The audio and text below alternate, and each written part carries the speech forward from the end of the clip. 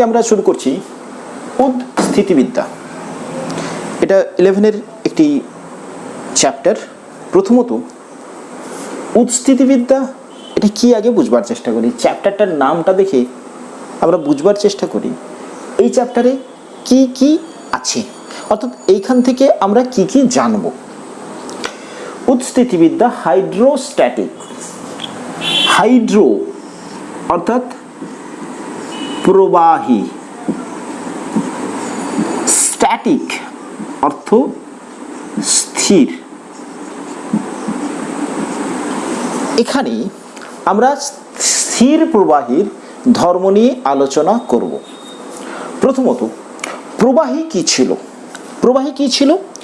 প্রবাহী হলো এমন একটি পদার্থ যার উপরে স্পর্শকীয় বল প্রয়োগ করলে তা কোনো রকমে রেজিস্ট করতে পারে না, অর্থাৎ প্রতিরোধ করতে পারে না।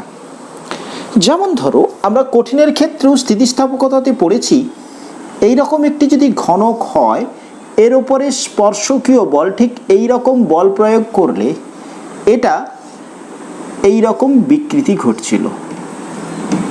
বল প্রয়োগ করলে আর বেঁকে যাচ্ছিল তা নয়, কিন্তু কিছুটা রেজিস্ট করছিল, অর্থাৎ প্রতিরোধ করছিল। প্রবাহীর ক্ষেত্রে এই ধরনের বল, অর্থাৎ এই বলটাকে আমরা কি বল বললাম?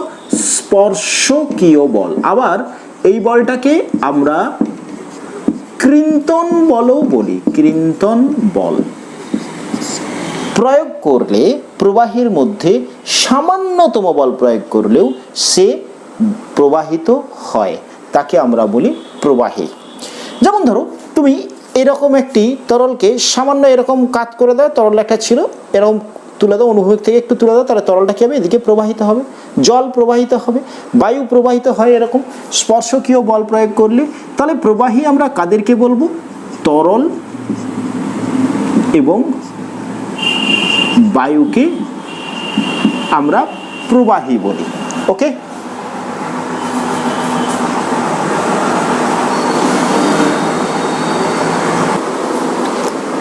ওকে। তো এইখানে তরল এবং বায়ু এদের ধর্ম নিয়ে পড়ব।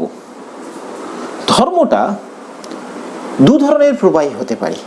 আমাদের আলোচ্য বিষয়ের মধ্যে থাকবে যদি প্রবাহীটা স্থির প্রবাহী হয় তখন তার ধর্ম নিয়ে যে আলোচনা হবে সেই চ্যাপ্টারটার নাম হাইড্রোস্ট্যাটিক্স বা উৎস্থিতিবিদ্যা। প্রবাহী যদি গতিশীল থাকে তখন গতিশীল প্রবাহীর ধর্মগুলো আমরা আলোচনা করব হাইড্রোডাইনামিক্স, অর্থাৎ যখন প্রবাহীটা গতিশীল থাকবে। স্থির প্রবাহী একে আমরা দুটো ভাগে ভাগ করে নিই। স্থির প্রবাহী আবার দুরকম হতে পারে। প্রবাহী মানে সে কোনো না কোনো একটি পাত্রে থাকবে, পাত্র এবং তরল দুটোই যখন স্থির সেই রকম আলোচনা। আবার ধরো এই পাত্রটা গতিশীল, এটা কি ছিল? এটা স্থির ছিল, তাহলে প্রবাহীটা কেমন ছিল? স্থির ছিল। পাত্রটা গতিশীল, পাত্রের সাপেক্ষে তরলটা কি? স্থির। তাহলে এই দুই ধরনের আলোচনা আমরা স্থির প্রবাহীর ক্ষেত্রে দেখব। স্থির প্রবাহীতে আমরা দেখব পাস্কালের সূত্র পড়ব, আর্কিমিডিসের সূত্র পড়ব। ওকে, আচ্ছা, তাহলে স্থির প্রবাহীতে আমরা এই দুটো পড়ব, পাস্কালের সূত্র, আর্কিমিডিসের সূত্র। এই ধরনের ধর্মগুলো যে সূত্রগুলো মেনে চলবে এটা স্থির প্রবাহীর ক্ষেত্রে দেখব। গতিশীল প্রবাহীর ক্ষেত্রে বার্নৌলির উপপাদ্য পড়ব, সান্দ্রতা পড়ব। হচ্ছে? আচ্ছা, তো আজকে আমরা হাইড্রোস্ট্যাটিক্স অর্থাৎ স্থির প্রবাহীর আলোচনা শুরু করছি। এই ক্ষেত্রে আমরা যে প্রবাহী নিয়ে কথা বলবো তার কতগুলো ধর্মকে আমরা ধরে নেব পুরো আলোচনার মধ্যে, সেটা স্ট্যাটিক হোক, স্ট্যাটিক। এই পুরো আলোচনার মধ্যে আমরা ধরে নেব যে প্রবাহীটা স্পর্শকীয় বল বাধা দেয় না কোনরূপ, অর্থাৎ প্রবাহীটার স্পর্শকীয় বল বাধা দেয় না, অর্থাৎ কোনরূপ সে রেজিস্ট করতে পারে না। 2 নম্বর, আমরা আলোচনা করব এই তরলটা কখনোই সংনমিত হবে না। মানে ধরো একটা পাত্রে তরল ছিল, তাকে আমি বল প্রয়োগ করলাম, বল প্রয়োগ করতে তার আয়তনের কোনো পরিবর্তন যদি না হয় তাহলে সেই তরলটাকে আমরা বলবো অসংনম্য তরল। অর্থাৎ এখানে আমরা যে আলোচনা করব তরলটাকে অসংনম্য ধরে নেব। তাহলে 1 নম্বর আমি কি বললাম, এই ধরনের প্রবাহীর ক্ষেত্রে কোনো স্পর্শকীয় বল রেজিস্ট করতে পারে না, আমরা ধরে নেব। 2, প্রবাহিতা অসংনম্য ধরে নেব। 3, কোনো সান্দ্রতা নেই ধরে নেব। তরলের বা প্রবাহীর এই আলোচনাতে কোনো সান্দ্রতা নেই ধরে নেব। ঠিক আছে, আমরা 3টে নোট ডাউন করে নিতে বলবো। এই 3টে জিনিস আমরা পুরো আলোচনার মধ্যে মাথায় রাখবো আলোচনার সাপেক্ষে। অর্থাৎ আলোচনা করতে করতে সবসময় আমরা মাথায় রাখবো এই 3টে কথা। কি, এখানে যে আলোচনাটা করব যে প্রবাহী নিয়ে, তারা কোনোরূপ স্পর্শকীয় বল প্রতিরোধ করতে পারে না, 1 নম্বর। 2 নম্বর, তারা অসংনম্য। ওকে। 3 নম্বর, তারা কোনোরূপ তাদের ক্ষেত্রে সান্দ্রতা নেই। ওকে, এবারে তাহলে তরলের যখন এ ধরনের আলোচনা আমরা শুরু করছি, প্রথমে আমরা জেনে নেব তরলের ক্ষেত্রে ঘনত্ব, অর্থাৎ তরলের ঘনত্ব সম্পর্কে ধারণা নেব। একদম সিম্পল, আমরা ক্লাস 10-এর লেভেল থেকে শিখে এসেছি ঘনত্ব। ঘনত্ব কি ছিল? ঘনত্ব বলেছিল যে D = m/v, D = m/v। ঘনত্ব সমান ছিল D = m/v। এখান থেকে আমরা সম্পর্ক থেকে সংজ্ঞা বলতে পারি, যখন v সমান 1 তখন D সমান m। এটা হিসাবে আমরা সংজ্ঞাটাকে বলি।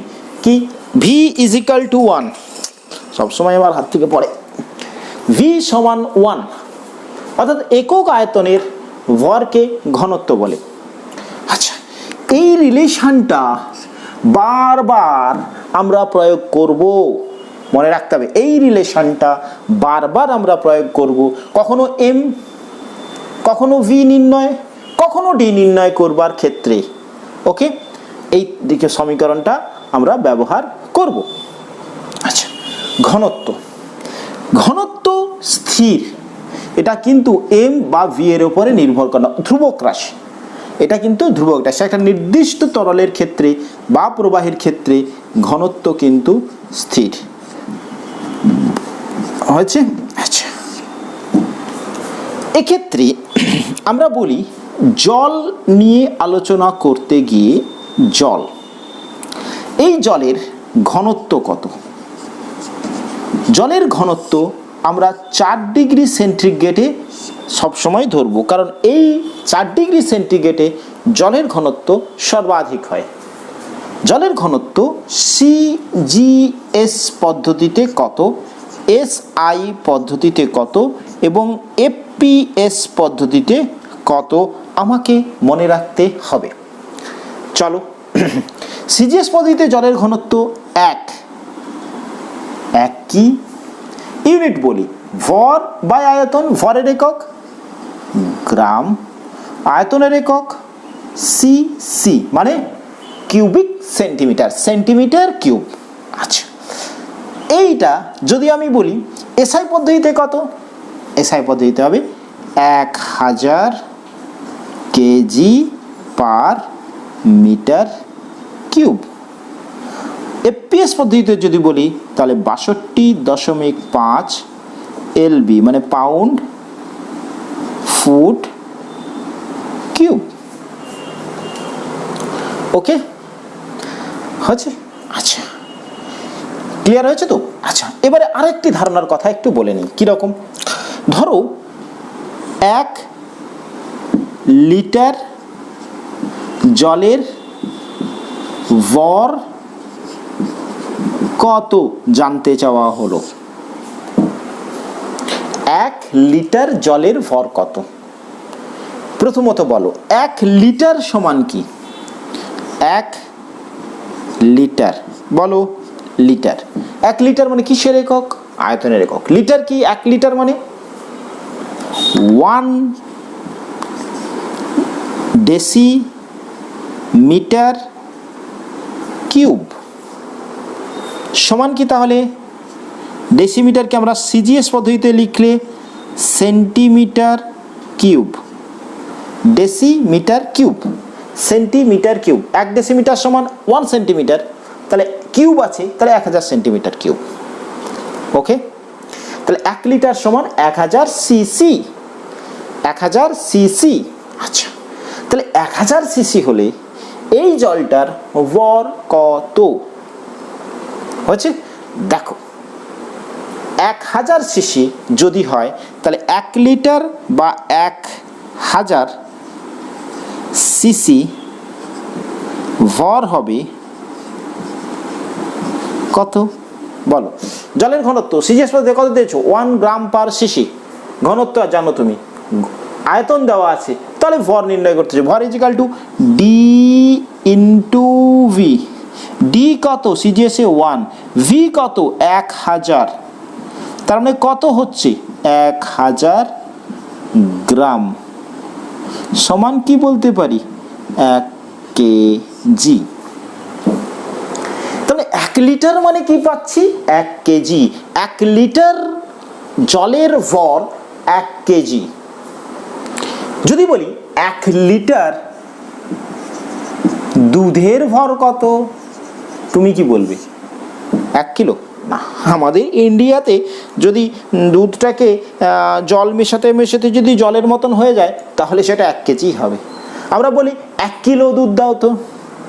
1 লিটার মানেই হলো জলের ক্ষেত্রে 1 কেজি, দুধের ক্ষেত্রে অন্য মান আসবে। কিন্তু যদি দুধে পুরোটাই জল মিশিয়ে দেওয়া হয় তাহলে কিন্তু 1 লিটার দুধ মানেই 1 কিলো দুধ হবে। ক্লিয়ার হয়েছে? আচ্ছা, এবারে বলি আপেক্ষিক ঘনত্ব। ঘনত্ব সম্পর্কে ধারণা হলো, এবারে আসছি আপেক্ষিক ঘনত্ব। এই মানগুলো প্রত্যেকটাই আমাদের ক্ষেত্রে কাজে লাগবে এবং এই 1 লিটার সম্পর্কে ব্যবহার, 1 লিটারের ব্যবহার প্রচুরভাবে আমাদের ক্ষেত্রে এই চ্যাপ্টারে কাজে লাগবে। আস্তে আস্তে আমরা দেখব। এবারে আসছি আপেক্ষিক ঘনত্ব বা গুরুত্ব। অ্যাকচুয়ালি এটাকে আমি ঘনত্ব দিয়ে মনে করে রাখতে পারি। ঘনত্ব, বেগ, যখনই আপেক্ষিক কথাটা আসে তার মানে কারো সাপেক্ষে তুলনা করা হয়। কোনো পদার্থের আপেক্ষিক ঘনত্বকে আমরা কি দ্বারা প্রকাশ করি? আমরা রো দ্বারা প্রকাশ করতে পারি। আপেক্ষিক ঘনত্ব সমান হচ্ছে বস্তুর, যে বস্তুর আপেক্ষিক ঘনত্ব নির্ণয় করতে চাইছি তার ঘনত্ব বাই যেহেতু 4 ডিগ্রি সেন্টিগ্রেড জলের ঘনত্ব, সেই জলের ঘনত্বের অনুপাতটাকে আমরা বলি আপেক্ষিক ঘনত্ব। ওকে, তাহলে আপেক্ষিক ঘনত্ব আমাদের ক্ষেত্রে আমরা পেলাম কি না? আপেক্ষিক ঘনত্ব মানে আমরা পাচ্ছি কোনো বস্তুর ঘনত্ব বাই 4 ডিগ্রি সেন্টিগ্রেড উষ্ণতায় জলের ঘনত্ব। এবারে বলো, বস্তুর ঘনত্ব এবং আপেক্ষিক গুরুত্ব এই দুটো রাশির ক্ষেত্রে যেহেতু আপেক্ষিক গুরুত্ব বা আপেক্ষিক ঘনত্ব দুটো ঘনত্বের অনুপাত, তাহলে এটা ডাইমেনশনলেস, মাত্রাহীন। ওকে, আমাকে যদি কোনো বস্তুর আপেক্ষিক গুরুত্ব দেওয়া থাকে x দেওয়া আছে, তাহলে সেখান থেকে সেটা ইউনিট থাকবে না, কেননা আপেক্ষিক গুরুত্বের কোনো ইউনিট নেই। এবারে বলো, যদি সেই বস্তুর আপেক্ষিক গুরুত্ব দেওয়া থাকে সেখান থেকে ঘনত্ব নির্ণয় করতে বলে, এটাকে অনেক সময় স্পেসিফিক গ্র্যাভিটি বলে এস দ্বারাও ডিফাইন করা হয়। ওকে, তাহলে ঘনত্ব কিভাবে পাবে? ঘনত্ব সমান পাবে জলের ঘনত্ব আপেক্ষিক গুরুত্ব গুণিতক 4 ডিগ্রি সেন্টিগ্রেড উষ্ণতার জলের ঘনত্ব। রিলেশনটা ক্লিয়ার হলো কিনা বলো? আমাকে কোনো বস্তুর ঘনত্ব বলে দেওয়া আছে x, তাহলে সিজিএস এ এসআইএ এবং এফপিএসে তার ঘনত্ব বের করতে পারবে কি না দেখে নাও আগে। বস্তুর আপেক্ষিক গুরুত্ব দেওয়া আছে, তার মানে তার সিজিএস পদ্ধতিতে যদি আমাকে আপেক্ষিক গুরুত্ব দেওয়া থাকলে ঘনত্ব নির্ণয় করতে বলে, তাহলে সেই রাশিটার সাথে 4 ডিগ্রি সেন্টিগ্রেড উষ্ণতার ঘনত্ব আমি গুণ করব। 4 ডিগ্রি সেন্টিগ্রেড উষ্ণতায় সিজিএস পদ্ধতিতে ঘনত্ব হচ্ছে গিয়ে 1, তাহলে হবে এক্স, ইউনিট হবে গ্রাম পার সেমি কিউব। যদি এটা এসআই পদ্ধতিতে করতে বলে 4 ডিগ্রি সেন্টিগ্রেড জলের ঘনত্ব পেয়েছি 1000, তাহলে ইন্টু 1000 সমান 1000 এক্স, ইউনিট হবে কেজি পার মিটার কিউব। যদি এফপিএস পদ্ধতিতে করতে বলে 4 ডিগ্রি সেন্টিগ্রেড জলের ঘনত্ব 62.5, তাহলে দাঁড়াচ্ছে 62.5 ইন্টু এক্স, ইউনিট হবে এলবি পার ফুটের কিউব। ক্লিয়ার হলো? তাহলে ইউনিট হবে প্রত্যেকটার ক্ষেত্রে আলাদা আলাদা মান হবে। অর্থাৎ যদি আমার ক্ষেত্রে সিজিএস পদ্ধতিতে বলে, তাহলে আপেক্ষিক গুরুত্ব যা থাকবে সেই ভ্যালুটাই বসিয়ে দিয়ে শুধু ঘনত্বের একক সিজিএস পদ্ধতিতে লিখে দিলেই হবে। ক্লিয়ার হয়েছে? আচ্ছা, আমরা বিভিন্ন ক্ষেত্রে আমাদের অঙ্ক করবার ক্ষেত্রে এই রকম ধরনের কনসেপ্ট আমাদের ক্ষেত্রে থাকবে। চলো আমরা এই শুধুমাত্র এই ধারণার বেসিসে আমরা কয়েকটা প্রবলেম একটু দেখে নিই। চলো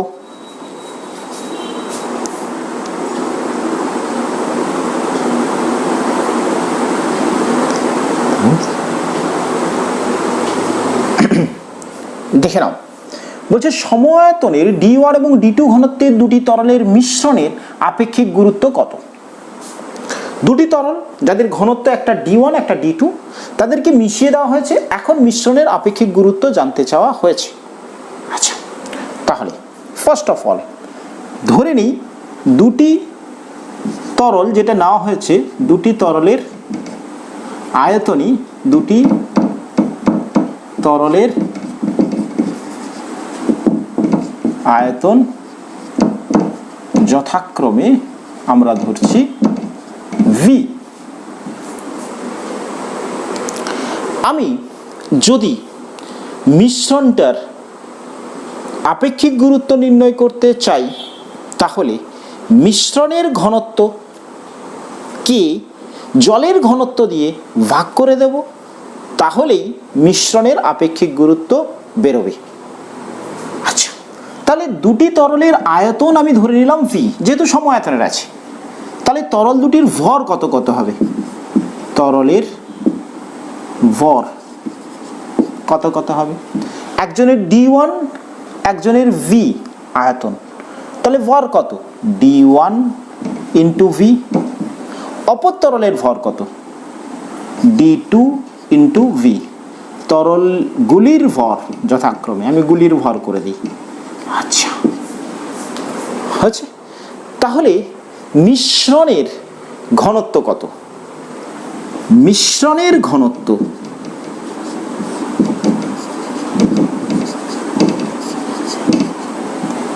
আমি কি পাবো? মিশ্রণের ঘনত্ব পাবো ডি, আগে লিখে নি। মিশ্রণের ঘনত্ব যদি পেতে চাই, তাহলে মিশ্রণের ভর বাই মিশ্রণের আয়তন। আমি বলেছি আয়তন ঘনত্ব ভরের রিলেশন খুবভাবে কাজে লাগবে। দেখো, তাহলে মিশ্রণের ঘনত্ব যদি আমি প্রথমে বের করব, আমাকে নির্ণয় করতে বলেছে আপেক্ষিক গুরুত্ব, কিন্তু হয়েছে। আচ্ছা, তাহলে মিশ্রণের ভর কি বলেছে? V D1 into V plus D2 into V। কেননা দুটি তরল মিশেছে, তাহলে ভরের তোর কোনো পরিবর্তন না, প্রথম তরলের ভর দ্বিতীয় তরলের ভর বাই মিশ্রণের আয়তন, একজনের V আরেকজনেরও V, তাহলে V প্লাস V। তাহলে কত হচ্ছে? D1 plus D2 by 2। মিশ্রণের ঘনত্ব বেরোলো। আচ্ছা, এবারে বলছি আমাকে নির্ণয় করতে বলেছে আপেক্ষিক গুরুত্ব। তাহলে আপেক্ষিক গুরুত্ব সমান কি পেয়েছি না, যার আপেক্ষিক গুরুত্ব নির্ণয় করেছে তার ঘনত্ব বাই জলের ঘনত্ব। তার ঘনত্ব কত? D1 plus D2 by 2। জলের ঘনত্ব কত? 4 ডিগ্রিতে যদি সিজিএস পদ্ধতিতে করি, তাহলে 1 দিয়ে ভাগ করব, তাহলে কত দাঁড়াবে? Is equal to D1 plus d2 by 2। আমি যদি জেনারেল করতে চাই তাহলে বাই রো করে দিলে যেরকম ভ্যালু আসবে সেই রকম। আমি 4 ডিগ্রি সেন্টিগ্রেড জলের ঘনত্ব রো ধরে নিলাম, তাহলে 2 বাই রো। রো কি? 4 ডিগ্রি সেন্টিগ্রেড জলের ঘনত্ব। বলো প্রবলেমটা ক্লিয়ার হয়েছে? আচ্ছা চলো আবার একটা প্রবলেমে আসি। এবারে বলছি সমভরের দুটি ঘনত্ব d1 এবং d2 ঘনত্বের দুটি তরলকে তরল মিশ্রিত করেছো, তাদের ঘনত্ব কত? পজ করো, ট্রাই করো। সমভরের আয়তনেরটা করেছিলাম, এখন বলছি সমভরের। পজ করে ট্রাই করো। ওকে, দেখো প্রথম তরলের ভর m1, দ্বিতীয় তরলের ভর m1, কারণ দুজনের ভর সমান। প্রথম তরলের ঘনত্ব d1, দ্বিতীয় তরলের ঘনত্ব d2। আমাকে নির্ণয় করতে হবে আপেক্ষিক গুরুত্ব। মানে আমি যদি বস্তুর ঘনত্ব অর্থাৎ মিশ্রণের ঘনত্ব নির্ণয় করতে পারি তাহলেই কিন্তু সিজিএস পদ্ধতিতে সেটাই লিখব, এসআই পদ্ধতিতে 1000 গুণ করব, আর এফপিএস পদ্ধতিতে 5.5 দিয়ে গুণ করে দেবো। ওকে, তাহলে চলো আমাকে মিশ্রণের ঘনত্ব নির্ণয় করতে হবে। মিশ্রণের যে দুটো তরলে তাদের ঘনত্ব d1 এবং d2, এটা ক্লিয়ার? আচ্ছা, তাহলে আয়তন কত? এই তরলটা যদি v হয়, v ইজিক্যাল টু কি লিখবে তাহলে? m/d1। প্রথম মিশ্রণের আয়তন v1 সমান, দ্বিতীয় মিশ্রণের আয়তন v2 সমান m/d2। ওকে, তাহলে মিশ্রণের ঘনত্ব কিভাবে নির্ণয় করব? মিশ্রণের ঘনত্ব আমি ধরে নিচ্ছি মিশ্রণের ঘনত্ব d সমান কি লিখব? মিশ্রণের ভর কত? একজনের m প্লাস আরেকজনের m হয়েছে। মিশ্রণের আয়তন কত? একজনের m/d1 আরেকজনের m/d2। ওকে, তাহলে দাঁড়াচ্ছে 2m/1। আচ্ছা, এটাকে আমি m কমন নিয়ে নিলাম, তাহলে 1/d1 প্লাস 1/d2। m ने m को मार डाला, তাহলে দাঁড়াচ্ছে 2d1d2/d1 প্লাস d2। ঘনত্ব বেরিয়েছে। তাহলে মিশ্রণের আপেক্ষিক গুরুত্ব বলতে পারবে? তাহলে মিশ্রণের আপেক্ষিক গুরুত্ব কি বলবে? মিশ্রণের আপেক্ষিক গুরুত্ব বলবে 2d1d2/d1 প্লাস d2 বাই জলের ঘনত্ব। ওকে, ক্লিয়ার হয়েছে? চলো এবারে আসছি আমরা একটি তরলের ক্ষেত্রে। তরল যে পাত্রে রাখা হবে সেই পাত্রে সে কি করে? চাপ প্রয়োগ করে। চাপ কি? আচ্ছা, চাপ কি? আমাকে বলা, পেন দিয়ে সবজি কাটতে শুরু করলাম। এবার পেন দিয়ে আমরা সবজি কাটতে শুরু করলাম। তাহলে পেন দিয়ে সবজি কাটলে সহজে সবজি কাটা যাবে না। আমি যদি একটা ছুরি দিয়ে কাটি, অর্থাৎ যার শার্প হয়ে আছে, ধারালো হয়ে আছে, খুব সহজে কাটা যাবে। তার মানে কি হচ্ছে? যখন আমি এই পেনটা দিয়ে ফল কাটতে চাচ্ছিলাম, কাটা হচ্ছিল না। যখনই একটা ছুরি নিলাম, অর্থাৎ যে অংশ দিয়ে ফলটাকে কাটবার চেষ্টা করছি সেই অংশের কি পরিবর্তন? দুটোর মধ্যে ক্ষেত্রফল। যার ক্ষেত্রে ক্ষেত্রফল কম, তাতে সমমানের বল প্রয়োগ করে সহজে ফলটাকে কাটা যাচ্ছে। তার মানে নিশ্চিত সমমানের বল প্রয়োগ করলে কম বা বেশিতে একটা অন্য কোনো রাশির কনসেপ্ট আছে, যে কারণে ফলটাকে সহজে হয়। সেই রাশিটা হচ্ছে গিয়ে চাপ। একে আমরা পি দ্বারা প্রকাশ করি। চাপ সমান হচ্ছে বল বাই ক্ষেত্রফল, অর্থাৎ ক্ষেত্রফলের সাথে পি ইকুয়ালস টু F/A। তাহলে পি এর সাথে এ ইনভার্সলি প্রপোর্শনাল, অর্থাৎ ক্ষেত্রফলটা কমলে একই মানের বল প্রয়োগ করলে চাপটা বাড়ছে। তাই সহজে ছুরি দিয়ে ফল কাটা যাচ্ছে, এই পেনটা দিয়ে নয়। কারণ পেনের আঘাটা, যে অংশটা আমি স্পর্শ করে কাটবার চেষ্টা করছি, তার ক্ষেত্রফল একটা ছুরির তুলনায় অনেক বেশি। অর্থাৎ ক্ষেত্রফল কমে যাওয়ার সাথে সাথে চাপটা কিন্তু বাড়ছে। এফ পি সমান বল বাই ক্ষেত্রফল। এবারে শোনো একটু মন দিয়ে। বল স্কেলার না ভেক্টর রাশি?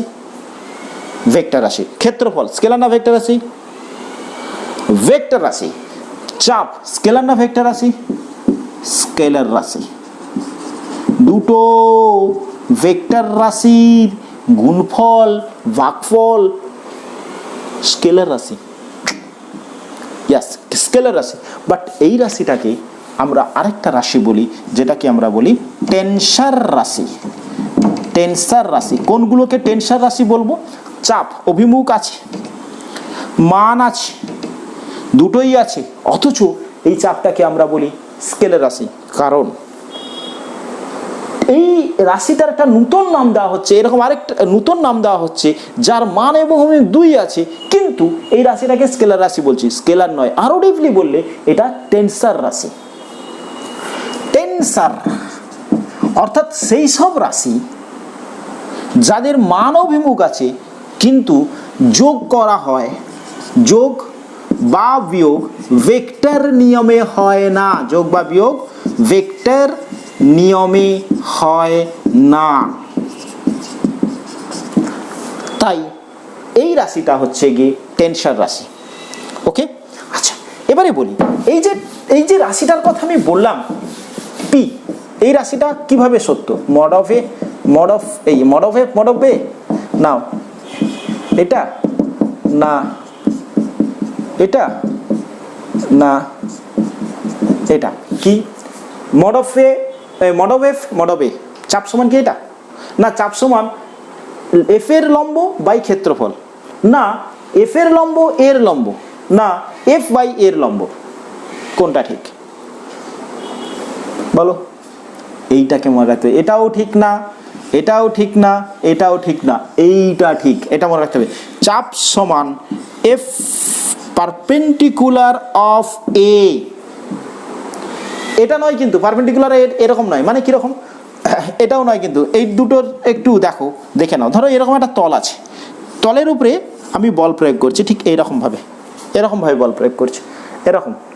আবার এরকমও বল প্রয়োগ করতে পারি, দুটো বল। যখন এইরকম বল প্রয়োগ করছি তখন সেক্ষেত্রে চাপটা, আর যখন লম্বভাবে বল প্রয়োগ করছি এরকম, চাপটা কোনটা? এইরকম না এইরকম? দেখো এই অংশটার উপরে বল প্রয়োগ হচ্ছে, এই অংশটার উপরে, এটা এই ক্ষেত্রফলটার উপরে। তাহলে এই ক্ষেত্রে এফ মানের বল প্রয়োগ করেছো, এটা ধরো তলের সাথে থিটা কোণ করে করেছো। আর যখন এই রকম কোনভাবে বলটা বেশি, যখন আমি এরকমভাবে চাপ দিচ্ছি না যখন এইরকমভাবে চাপ দিচ্ছি, বল প্রয়োগ করছি, বলটা এরকমভাবে প্রয়োগ করলে তির্যকভাবে না লম্বভাবে, কোন ক্ষেত্রে চাপটা বেশি হবে? অবশ্যই লম্বভাবে প্রয়োগ করলে, কারণ চাপ সমান ক্ষেত্রফলের ওপরে লম্বভাবে যে বল প্রযুক্ত হয়। যদি আমি বলতাম যে ক্ষেত্রফলের কস লম্ব, তা কিন্তু নয়। খুব মন দিয়ে দেখবে, চাপ হলো বল যেমনভাবে প্রযুক্ত হয় হোক, কিন্তু ক্ষেত্রফলের উপরে ওই বলের লম্ব উপাংশ কত সেটাকেই আমরা বলি চাপ। ক্লিয়ার? ক্ষেত্রফলের উপরে লম্বভাবে ক্রিয়াশীল প্রযুক্ত বলকে আমরা বলি চাপ। ওকে, আচ্ছা এবারে আসছি। এই চাপ একটা তরলের ক্ষেত্রে আমরা পেয়েছি, একটা তরল কন্টেনারের মধ্যে আছে, একটা পাত্রে তরল আছে, সেই তরল কি দেয়? চাপ দেয়। কি জন্য চাপ দেয়? তার ওজনজনিত বলের কারণে সে চাপ দেয়। দেখে নিয়ে একটু। যেমন ধরো এই একটা কন্টেনার, এই কন্টেনারের উপরে একটা তরল আছে, এই তরলের এই বিন্দুতে আমি চাপ নির্ণয় করতে চাইছি। তাহলে চাপ কি হবে? না এই বিন্দুতে তরল যে লম্বভাবে ওজনজনিত বলটা দেবে। আমি ধরো দাঁড়িয়ে আছি, আমার উপরে 80 থেকে 90 কিলোমিটার পর্যন্ত বায়ু স্তর আছে, তাহলে সেই বায়ুটা আমাদের মাথার উপরে চাপ দিচ্ছে। আমরা যদি এই চাপটা আছে বলে আমি স্বাভাবিক আছি, যদি এই চাপটা না থাকতো আমরা কিন্তু অসুস্থ হয়ে পড়তাম। অর্থাৎ আমাদের ওপরে, মাথার ওপরে প্রায় 80-90 কিলোমিটার ওপর পর্যন্ত একটা বায়ু স্তরের চাপ কিন্তু প্রযুক্ত হচ্ছে। কি? বায়ুর ওজনজনিত বল। ঠিক সেই রকমই একটা তরল একটা তলের ওপরে যে চাপ দিচ্ছে, সেই চাপটা কত? না এর যে ওজনজনিত বল, এর মানটা ক্যালকুলেট করা যায় HDG। অর্থাৎ এই বিন্দুতে চাপ, অর্থাৎ তরলের যে কোনো বিন্দুতে, এই তলের পৃষ্ঠতলের যে কোনো বিন্দুতে চাপ ইজিক্যাল টু HDG। H কি? উপরিতল থেকে এর উচ্চতা, ডি কি? এই তরলের ঘনত্ব, জি কি? অভিকর্ষজ ত্বরণ। এবারে তুমি বলবে এই তরলের উপরেও তো বায়ু আছে, বায়ুর যে চাপ P0, তো পরমাণু চাপ এ পাশ থেকেও চাপ দিচ্ছে P0, বাই তো চাপ চারিদিক থেকে চাপ দেবে, তাহলে এই চাপ ক্যান্সেল আউট হবে, অর্থাৎ এই বিন্দুতে চাপটা হবে তরলের ক্ষেত্রে HDG। কি বললাম, তরলের উপরিতল থেকে যে বিন্দুতে চাপ নির্ণয় করছি, উপরিতল থেকে তার উচ্চতা গুণিতক তরলের ঘনত্ব গুণিতক অভিকর্ষজ ত্বরণ। ওকে, কিভাবে বেরোচ্ছে দেখো, ধরো আমি এখানে একটা এ ক্ষেত্রফল নিয়েছি, এর উচ্চতা কত এ, তাহলে এইখানে তরলের আয়তন কত, কি বলছি এখানে এ ক্ষেত্রফল নিয়েছি, এইখানে একটি উপর পর্যন্ত, ওই ক্ষেত্রফলের উপর পর্যন্ত আমি একটা এই উচ্চতা নিয়েছি, তাহলে এইখানে যে তরলটা আছে সেই তরলের এই উচ্চতার এই উপর পর্যন্ত তরলের আয়তন কত, V into H, sorry V is equal two A into H. এই ক্ষেত্রফলের ওপরে পর্যন্ত তরল কতটা আছে এই উচ্চতা পর্যন্ত, তাহলে এটা যদি আমি একটা চোঙ আকৃতি, এই চোঙ যার ক্ষেত্রফলটা এ উচ্চতাটা হচ্ছে এইচ, তাহলে আয়তন হচ্ছে ওই তরলের এ এইচ। ওই তরলের ভর কত, M is equal to H D, ভর is equal to D is equal to M by V, সেই সূত্র D is equal to M by V, তাহলে এম সমান কত, আয়তন গুণিতক তরলের ঘনত্বটাকে আমরা ডি ধরে নিলাম, ভর। তাহলে ভর ওজন কত, এম ইন্টু জি, এম কত এ এইচ ডি ইন্টু জি, এটা ভর, এটা আয়তন, এটা ওজন, তাহলে এ ডি এইচ। তাহলে চাপ কত, ওজনজনিত বল বাই ক্ষেত্রফল, তাহলে এ এইচ ডি জি বাই ক্ষেত্রফল, তাহলে এইচ ডি জি। ক্লিয়ার হলো? অর্থাৎ কোনো তরলের যে কোনো বিন্দুতে চাপ তার ক্ষেত্রফলের ওই বিন্দু কোনো ক্ষেত্রফলের উপরে নির্ভর করে না, কোনো ক্ষেত্রফলের উপরে নির্ভর করে না। এই বিন্দুতে তরলের চাপটা, যে কোনো বিন্দুতে তরলের চাপ, যে কোনো অংশে তরলের চাপটা কিন্তু সবসময় উচ্চতা নির্ভর করছে এইচের ওপরে, অর্থাৎ উপরিতল থেকে তার উচ্চতার উপরে, তরলের ঘনত্বের উপরে এবং ওই স্থানের অভিকর্ষজ ত্বরণের উপরে। ক্লিয়ার হয়েছে কথাটা? আচ্ছা, এবারে বলি, ধরো আমাকে এইরকম একটি কনসেপ্ট দেওয়া হয়েছে, এরকম একটি পাত্র দেওয়া হয়েছে, সরি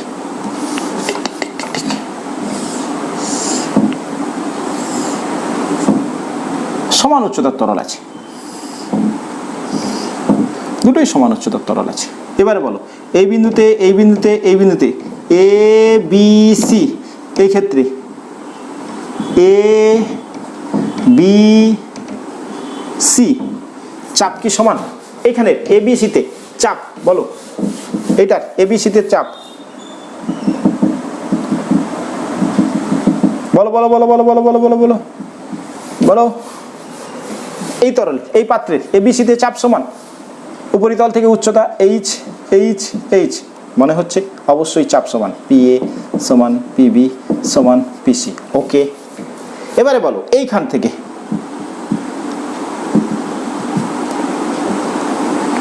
এখানের পিএ পিবি এবং পিসি এটা কি সমান, হ্যাঁ সমান। কিভাবে হলো স্যার, এক্ষুনি তো আপনি বললেন P is equal to H D G, উপরিতল থেকে উচ্চতা, এর উপরিতল তো এইখানটাতে এর উপরিতল, এর উপরে তার তরল নেই, তাহলে চাপটা কি করে সমান হচ্ছে, হ্যাঁ এই চাপটা সমান হচ্ছে কি করে, চাপ সমান হবে কারণ স্থির তরলের কতগুলো ধর্মের কথা একটু বলে নিই, স্থির তরলের কতগুলো ধর্মের কথা আমরা একটু বলে নেব। কারণ স্থির তরলের ক্ষেত্রে আমরা বলি যে একই অনুভূমিকের উপরে প্রত্যেকটা বিন্দুতে তরলের চাপ সমান, একই অনুভূমিক রেখার উপরে প্রত্যেকটা বিন্দুতে তরলের চাপ সমান, এটা একই অনুভূমিক রেখা। যদি না হতো যদি এই অনুভূমিকের মধ্যে, এই অনুভূমিকের উপরে এইখানে একটা বিন্দু এইখানে একটা বিন্দু, একই অনুভূমিক, এইখানে আমি একটা চোঙ কল্পনা করলাম ধরো, তাহলে যদি চাপ না সমান না হতো তাহলে তরলটা এদিক থেকে এদিকে বা এদিক থেকে এদিকে আসতো, তা কি হয়, হয় না। একই অনুভূমিক রেখার উপরে প্রত্যেকটা বিন্দুতে তরলের চাপ সমান হবে। ওকে, তাহলে এই বিন্দুতে এই কনসেপ্টে আমরা বলতে পারি চাপ সমান, কিন্তু ফিজিক্সের কনসেপ্টে আমার মনে হচ্ছে স্যার এক্ষুনি তো আপনি বললেন এইচ, এটার এইচ মুক্ত পৃষ্ঠ থেকে উচ্চতা তো তিনটের ক্ষেত্রে আলাদা আলাদা, তাহলে কি করে হচ্ছে, হ্যাঁ তরল সব দিকে সমান চাপ দেবে, যে কোনো বিন্দুতে তরলের চাপ সব দিকে সমান। ওকে, তাহলে এই বিন্দুতে তরল একটা চাপ দিচ্ছে যে চাপের লম্ব প্রতিক্রিয়া এই তলটাতে দিচ্ছে, এই তলের লম্ব প্রতিক্রিয়ার একটি উপাংশ এদিকে থাকছে, যে কিনা এইখান থেকে যে এতটা উচ্চতাতে জলের উচ্চতার যে চাপটা ছিল তা ব্যালেন্স করছে। আরেকবার রিপিট করছি, এই যে তলটা এইরকম হয়ে আছে, তাহলে তলটা এইখানটাতে ওই বিন্দুটাকে ধরছি, এই বিন্দুটাতে তরল একটা চাপ দিচ্ছে, এই চাপের লম্ব প্রতিক্রিয়া হচ্ছে। তরল এই দেওয়ালটাতে একটি চাপ দিচ্ছে, তার একটি লম্ব প্রতিক্রিয়ার উপাংশের একটি উপাংশ যে কিনা ওজনজনিত বলের সাথে যুক্ত হচ্ছে, একটি উপাংশ N1 যে কিনা ওজনজনিত বলের সাথে যুক্ত হচ্ছে, গিয়ে এই বিন্দুতে চাপটাকে বিভিন্ন চাপের সাথে সমান করছে। ক্লিয়ার হয়েছে আমার কথাটা? আচ্ছা, এইটা হচ্ছে কি কনসেপ্ট। অর্থাৎ একই উচ্চতা কিন্তু বিভিন্ন আকৃতির পাত্রে, কিন্তু তরলের ঘাতটা কি হচ্ছে, তরলের চাপটা কিন্তু প্রতিটা বিন্দুতে, অনুভূমিক বিন্দুতে তরলের চাপটা কিন্তু সমান থাকছে। ওকে, আচ্ছা, তাহলে স্থির তরলের কোনো বিন্দুতে আমরা যদি চাপ নির্ণয় করি, তাহলে চাপটা বেরিয়েছিল, ধরে তরল এই বিন্দুতে চাপ বেরিয়েছিল P = HdG। ওকে, HdG, এটা কনসেপ্টটা কিন্তু আরেকটু ক্লিয়ার করতে হবে। আমি বলতে চাইছিলাম যে এই বিন্দু এবং এই বিন্দু, এই দুটো বিন্দু, এটা যদি A হয় এবং এটা যদি B হয়, তাহলে কিন্তু এই দুটো বিন্দুতে চাপের পার্থক্য কিন্তু এটা কিন্তু এরকম নয় যে এই বিন্দুতে চাপ, এই বিন্দুতে এক্স্যাক্টলি যদি আমি বিতে চাপ নির্ণয় করি, বিতে চাপ, তাহলে কিন্তু হবে এই বিন্দুতে কি চাপ আছে, বাইর চাপ একটা P0 প্লাস HdG। যদি আমি এতে চাপ বলি, তাহলে চাপ হচ্ছে শুধুমাত্র P0। P0 কি? প্রমাণ বায়ুমণ্ডলীয় চাপ। আচ্ছা, প্রমাণ বায়ুমণ্ডলীয় চাপ P0 এর একটা ভ্যালু আছে 1.01 × 10⁵ নিউটন পার মিটার স্কোয়ার। এটাকে আমরা পাস্কেলও বলি, PA পাস্কেলও বলি। ওকে, তাহলে এই যে এটা বেরোচ্ছে, এক্স্যাক্টলি কনসেপচুয়ালি মনে রাখতে হবে ডেল পি, অর্থাৎ এই এবং এই দুটো বিন্দুতে চাপের পার্থক্য = HdG। ওকে, এবারে আমরা একটা প্রবলেমে আসি। কীরকম? যেমন ধরো আমাকে বলল যে সম আয়তনের তিনটি পাত্রে তরল নেওয়া হলো, তিনটি একই তরল নেওয়া হলো, আমি করে নিলাম। অর্থাৎ সম আয়তনে তিনটি তরল নিয়েছো, প্রত্যেকটার আয়তন এক, পাত্রের ভূমির ক্ষেত্রফল একই। ওকে, বলা হচ্ছে ভূমিতে চাপ কত? বিষয়টা বুঝি। তিনটে পাত্র নিয়েছি, তিনটে পাত্ররই ঠিক এই রকম, পাত্রের ক্ষেত্রফলটা সমান, পাত্রের তলদেশের ক্ষেত্রফল সমান। এই পাত্রে এই রকম তিনটে পাত্র আছে,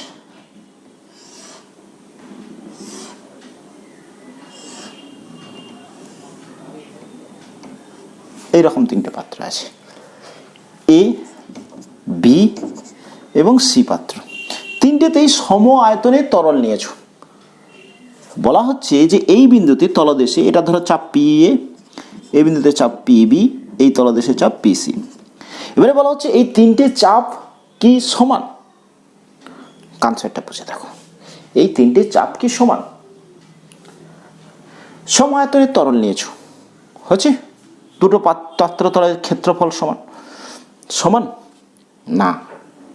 কি ক্লিয়ার? প্রশ্নটা ক্লিয়ার? এইরকম তিনটে পাত্রে সম আয়তনের তরল নিয়েছি, এবারে বলছি এই তিনটে চাপ কি সমান না আলাদা আলাদা? চলো কনসেপ্টটা বুঝবার চেষ্টা করি। ধরো এর ভূমির যা ক্ষেত্রফল সমহারে বৃদ্ধি পেয়েছে, অর্থাৎ এর উপর পর্যন্ত একই ক্ষেত্রফল আছে, এর ক্ষেত্রে আস্তে আস্তে ক্ষেত্রফলটা বৃদ্ধি পাচ্ছে, এর ক্ষেত্রে ক্ষেত্রফলটা হ্রাস পাচ্ছে। ওকে, আমরা উপরিতল এবং এই বিন্দুতে, ধরো এইখানে তরলটা এইখান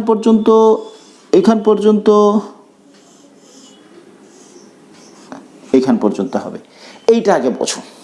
যেহেতু এই তিনটের মধ্যে সম আয়তনের তরল আছে, তাহলে সম আয়তনের তরল যেহেতু ক্ষেত্রফলটা এর ক্ষেত্রে একই থাকছে, এর ক্ষেত্রে আমি ধরে নিচ্ছি A into H of A, H A পর্যন্ত উচ্চতার আছে।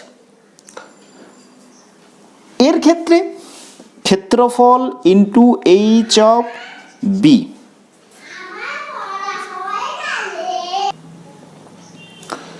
আর সির ক্ষেত্রে ক্ষেত্রফলে ইন্টু আমি ধরছি এইচ সি। প্রত্যেকের ক্ষেত্রেই সমান, অর্থাৎ প্রত্যেকটা আয়তন সমান, সম আয়তনের তরল হয়েছে। এবারে বলো যে এর এর এর এর মধ্যে কার উচ্চতাটা বেশি হবে। যেহেতু আস্তে আস্তে এর ক্ষেত্রফলটা হ্রাস পেয়েছে ওপরের দিকে, তাহলে এইচ সি সর্বোচ্চ হবে। ক্লিয়ার? এবারে বলো তারপরে কার হবে, তারপরে হবে greater than H B, greater than greater than H A than H B. অর্থাৎ যেহেতু এর ক্ষেত্রফলটা আস্তে আস্তে হ্রাস পেয়েছে, এর যা উচ্চতা হবে তার তুলনায় এর উচ্চতা কম হবে, তার তুলনায় আরও কম হবে এর উচ্চতা। ক্লিয়ার হয়েছে? এবারে বলো পি, এই দুই বিন্দুর মধ্যে উচ্চতার পার্থক্য পি এ, আমি কি লিখবো, এই বিন্দুতে চাপ সমান কি লিখবো, এইখানের যে উচ্চতাটা H A D G, H B D G. এবারে বলো এইচ সি ডি জি, বল কার উচ্চতাটা বেশি, সি এর, তাহলে সি এর চাপটা বেশি, P C is greater than, তারপরে কার উচ্চতা পি এ, তারপরে কার উচ্চতা পি বি। অর্থাৎ তিনটের তলের ভূমির ক্ষেত্রফল একই, কিন্তু যেহেতু আকৃতির কারণে তলদেশে কিন্তু সম আয়তনের তরল নেওয়া সত্ত্বেও সম তলের ভূমির তলে চাপটা বিভিন্ন হচ্ছে। অর্থাৎ এইটাকে বলা হয় উৎস্থৈতিক কূট, উৎস্থৈতিক কূট। আরেকবার রিপিট করব, দেখে নাও কি বলেছো প্রশ্নটা। না, আমি সমক্ষেত্রফলের অর্থাৎ ভূমির ক্ষেত্রফল এইরকমই তিনটে এরকম পাত্র নিয়েছি, পাত্রের সম আয়তনের একই তরল ঢেলেছি। এবারে বলা হচ্ছে ভূমিতে চাপ সব পাত্রের ক্ষেত্রে কি এক হবে না আলাদা আলাদা হবে, এটা ছিল প্রশ্ন। দেখা যাচ্ছে যে যার ক্ষেত্রে ক্ষেত্রফলটা এই রকম তার ক্ষেত্রে এরকম হচ্ছে। এটা কিন্তু আরেকটা ভাবে আমি কিন্তু ব্যাখ্যা করতে পারি। ওকে, এটা কেন আমি ব্যাখ্যাটা কিরকম দিলাম না, যেহেতু এর ক্ষেত্রফলটা আস্তে আস্তে উপরের দিকে কমছে, তার এই যে একই আয়তনের তরল নেওয়ার জন্য এর ক্ষেত্রে তরলের উচ্চতাটা বেশি, তারপরে এর উচ্চতা, তারপরে হবে যেহেতু ক্ষেত্রফলটা আস্তে আস্তে বৃদ্ধি পেয়েছে এর উচ্চতাটা কম হবে। যেহেতু উচ্চতা বেশি, আমার উচ্চতা ঘনত্ব সব তরলে এক, অভিকর্ষ ত্বরণ এক, উচ্চতার জন্য তিনটে বিন্দুতে তরলের চাপ তিন রকম হবে। এটা একরকম ধরনের ব্যাখ্যা দেওয়া যেতে পারে। এছাড়া আমি আরেকটা জায়গা বললাম, সেই জায়গাটাতে কি বলেছিলাম, ধরো এখানটাতে যে প্রতিক্রিয়া বল দিচ্ছে তার ক্ষেত্রে লম্ব প্রতিক্রিয়া, লম্ব প্রতিক্রিয়া এই এটাকে দুটো উপাংশে ভাগ করছে, এরকম দুটো উপাংশে ভাগ করছে, দেখো। ওকে, এর ক্ষেত্রে কি হচ্ছে, এই উপাংশটা কিছুটা ওজনজনিত বলকে হ্রাস করছে, এর ক্ষেত্রে এটা লম্ব প্রতিক্রিয়া, এটাকে দুটো উপাংশে ভাগ করছে, এইরকম দুটো উপাংশে। এর দেখো এই উপাংশটা অর্থাৎ তলের আকৃতির কারণে এই উপাংশটা ওজনজনিত বলের সাথে বাড়ছে, তাই এক্ষেত্রে কি হচ্ছে, চাপটা বেশি হচ্ছে। ক্লিয়ার? ওকে, পরের প্রবলেমে আসছি। এইটা যদি আমরা এক্ষেত্রে করে নিই যে আমরা এই প্রবলেমটাকে একটু চেঞ্জ করে আমরা করবার চেষ্টা করি। প্রবলেমটা বলা হচ্ছে তিনটে পাত্র আছে সম আকৃতির, তিনটেতে সমভরের অর্থাৎ এম ভরের সমভরের তিনটে একই তরল দেওয়া আছে, সমভরের একই তরল নেওয়া আছে, সমভরের রো 1 রো 2 এবং রতি ঘনত্বের তিনটে তরল নেওয়া আছে, তিনটে তরল। ওকে, এটা এ পাত্র, এটা বি পাত্র, এটা সি পাত্র।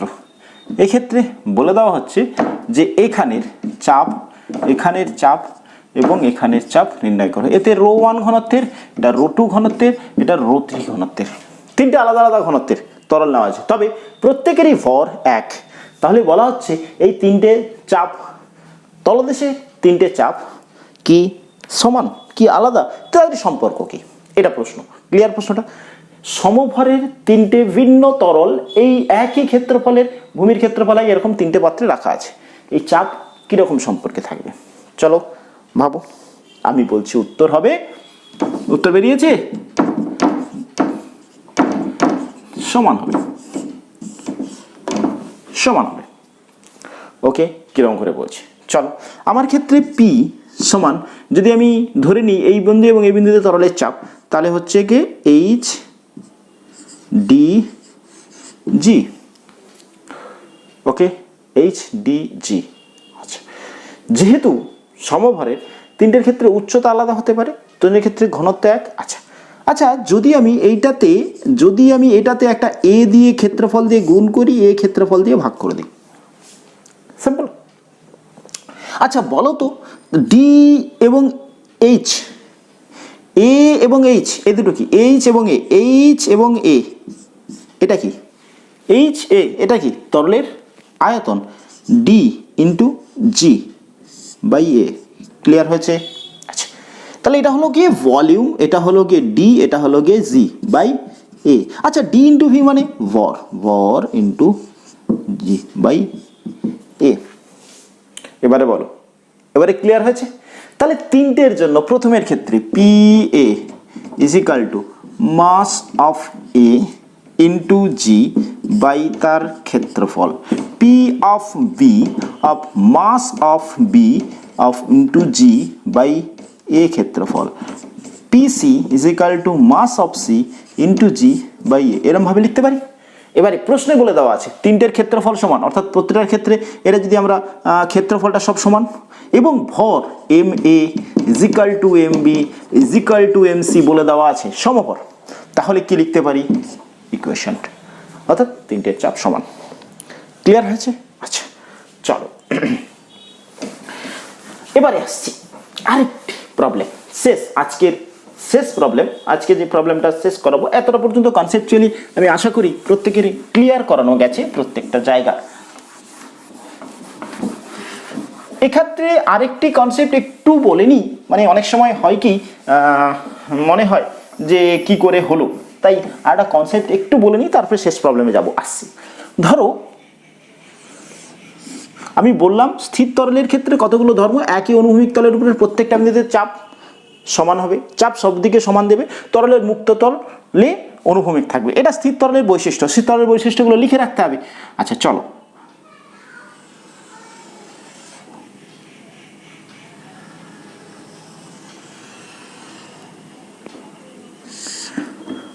এইরকম দুটো পাত্র আছে, দুজনের একই উচ্চতায় তরল আছে।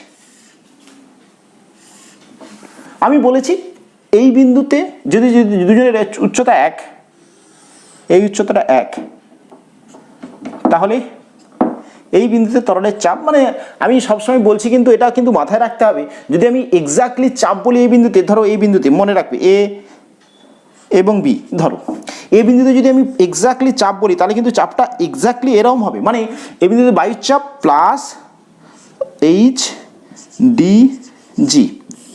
আমরা এই ওপরেই তলের সাপেক্ষে চাপটাকে বলি, অর্থাৎ ডেল পি বলছি এখানে, বারবার পি জিরোটা লিখছি না। কিন্তু কখনো তোমাকে যদি এরকম প্রশ্ন দেওয়া হয় যে তরলের মধ্যে অভ্যন্তরে এতটা বিন্দুতে তরলের চাপ, ওই বিন্দুতে চাপ কত, তাহলে কিন্তু তোমাকে নির্ণয় করতে হবে বায়ুর চাপ প্লাস ওই উচ্চতার তরলের চাপ। হয়েছে? চলো আঁকা এই জায়গাটাতে তরলের উচ্চতা দুজনের ক্ষেত্রে সমান। কি করে এটা সমান হচ্ছে, এটা একটা কনসেপ্ট আমি বুঝেছি, আর একটা কনসেপ্ট একটু বোঝাবার চেষ্টা করছি। এটা নিয়ে কোনো কনফিউশন নেই, এই দুটো বিন্দু তরলের চাপের পার্থক্য এটা, মানে এক্স্যাক্টলি আমি চাপেই লিখি, বারবার স্যার একই কথা বলছেন। Okay, P zero plus H DG চাপ পি বি, পিবি। ওকে, দেখো আচ্ছা, যদি আমি বলি যে এই বিন্দুতে তরলের চাপ কত, এইখান থেকে এই উচ্চতাটা ধরে নিচ্ছি আমরা H1, তিনটে চোঙ আমি ধরে নিচ্ছি, এইখানটাতে একটা উচ্চতা, আচ্ছা এইখানটাতে একটা উচ্চতা,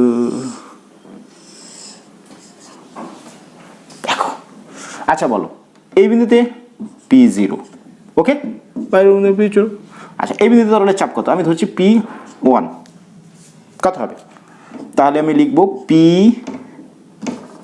P0 প্লাস H1 dg। বলো ক্লিয়ার কিনা? এই বিন্দুতে তরলের চাপ P0 প্লাস H1 dg। আচ্ছা এইটা একই অনুভূমিকের উপর আছে, তাহলে এই বিন্দুতে তরলের চাপ কত? সেম চাপ P1। এবারে বলো এই বিন্দুতে চাপ কত? এই উচ্চতাটা আমি ধরেছি H2, তাহলে এই বিন্দুতে চাপ কত হবে? এই বিন্দুতে চাপ, এই বিন্দুতে তরলের চাপ, এই বিন্দুতে P1 হলে তাহলে PB is equal two P1 plus H2 dg। ওকে, তাহলে P1 কত? P0 plus H1 dg plus H2 dg। আখা Mumbai is equal to H1 H2 dg, H1 plus H2 is equal to tau H dg। হলো দুটো চাপ সমান। কনসেপ্টটা বোঝা গেছে? এই কনসেপ্টটা বোঝাবার চেষ্টা করছিলাম। চলো আজকের শেষ প্রবলেম, আশা করি এতটা পর্যন্ত একদম ক্লিয়ার হয়েছে। আজকের শেষ প্রবলেম, চলো চলো চলো বাড়ি যাবো এবারে, ছুটি হবে, স্যার দেবেন ছুটি, ছুটি ছুটি ছুটি, শেষ করলেই ছুটি। চল, এবার গ্লাস আছে, গ্লাসটা এরমই হয়, এরকম গ্লাস। এটা ছবিটা অত ভালো হলো না, আচ্ছা হয়েছে। বলেছি 1 লিটার জল আছে, সরি 1 লিটার জল আছে।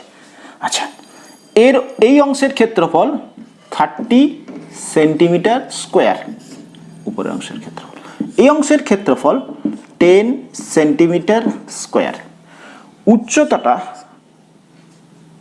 বলে দেওয়া হচ্ছে 10 সেমি। Okay clear? আচ্ছা প্রথম প্রশ্ন,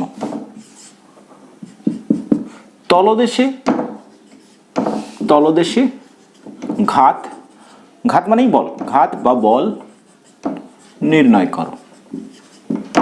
1 নম্বর, এটা শাক করে পেরে যাবে, আশা করি সবাই পারা যাবে। 2, গ্লাসের দেওয়াল জলে কত বল প্রয়োগ করবে? চলো স্টপ করে পজ করে ট্রাই করো, না হলে বলছি। প্রথমে উত্তরটা হবে 102,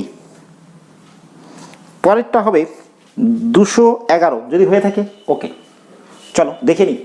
উপরই তলদেশে, তাহলে তলদেশে মানে এই অংশের তরলের ওজন গুণিতক আমরা এই ক্ষেত্রফলে আমি যদি চাপটা নির্ণয় করতে পারি তাহলে আমরা ওই তলে ঘাত নির্ণয় করতে পারবো। চলো তরল কতটা উচ্চতায় আছে? H is equal to 10 cm is equal to 10 by 100 মিটার। আচ্ছা D কত? মিটারে করছি, তারপর 10 to the power 3 kg per metre cube. G আমরা 10 ধরে নিলাম।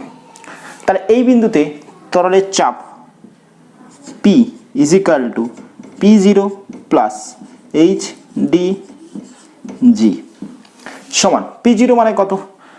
চাপ is equal to 1.01 into 10 to the power 5 newton per metre square, that is equal to, তাহলে 1.01 plus into 10 to the power 5 বায়ুমণ্ডলের চাপ প্লাস H মানে 10 by 100 into D 10 to the power 3 into G 10 টাও 10 to the power 3, 10 to the power 3 common নিয়ে নাও, তাহলে এখানে থাকছে 10 to the power 2, গুণ করে দিলে 101, এখানে থাকছে 1 plus 1 102 into 10 to the power 3 newton per metre square. চাপ বেরোলো। এবারে ঘাত কত? ঘাত সমান চাপ গুণিতক ক্ষেত্রফল। এই তলের ক্ষেত্রফল কত? 10 সেন্টিমিটার স্কোয়ার, 10 সেন্টিমিটার স্কোয়ার, তার মানে আচ্ছা 10 সেমি স্কোয়ার। এটাকে মিটারে করতে হলে কি করতে হবে? 100 দিয়ে ভাগ, 1000 দিয়ে ভাগ, 10⁴ দিয়ে ভাগ। ওকে, তাহলে মিটার স্কোয়ার, তাহলে 1/10⁵ মিটার স্কোয়ার। পি কত বেরিয়েছে? 102 ইন্টু 10⁵ ইন্টু 1/10⁵ নিউটন, তার মানে 102 নিউটন। বলো ক্লিয়ার হয়েছে কিনা? প্রবলেমটা ক্লিয়ার? এই বিন্দুতে তরলের চাপ নির্ণয় করতে, তরলের চাপ যদি পাই তাহলে এই বিন্দুতে যেহেতু এই অংশের ক্ষেত্রফল 10 সেমি স্কোয়ার দেওয়া আছে, সেখান থেকে ঘাত নির্ণয় করছি। এই প্রবলেমটা নিয়ে কোনো সমস্যা হওয়ার কথা না। আচ্ছা হোক, যদিও হয়ে থাকে। ক্লিয়ার হয়েছে? ওকে, নেক্সট পরের পার্ট আমি মুছবো এটাকে, ক্লিন ক্লিন ক্লিন। আচ্ছা চলো আমরা দেওয়ালের ক্ষেত্রে ঘাত নির্ণয় করব। দেওয়াল কত বল দিচ্ছে এইটা বুঝতে গেলে আমাকে জলের এফভিডি অর্থাৎ ফ্রি বডি ডায়াগ্রাম আঁকতে হবে। কনসেপ্টটা আগে বোঝো, তারপরে করছি। চলো কি বলেছে আগে কনসেপ্টটা বুঝি, কি কি আছে এখানে, কিরকম কিরকম, কিভাবে আমি ফ্রি বডি ডায়াগ্রাম আঁকবো, কি কনসেপ্টটা হবে। আচ্ছা বলো, এই তরলের উপরে যে লম্ব বলটা হবে, ধরো লম্ব আঁকো, এর উপরে লম্ব। ওকে, এই তলটা, তাহলে এইখানটাতে একটা, এইটাকে উপাংশ, এদিকে একটা উপাংশ, এদিকে একটা উপাংশ হয়েছে। ঠিক এই দেওয়ালটাতে এদিকে একটা উপাংশ, এদিকে একটা উপাংশ, এই উপাংশ দুটো পরস্পরকে ক্যান্সেল আউট করছে। এই তলে যতটা লম্ব প্রতিক্রিয়া, এই লম্ব প্রতিক্রিয়া আস্তে আস্তে আস্তে আস্তে কিন্তু বাড়তে থাকবে।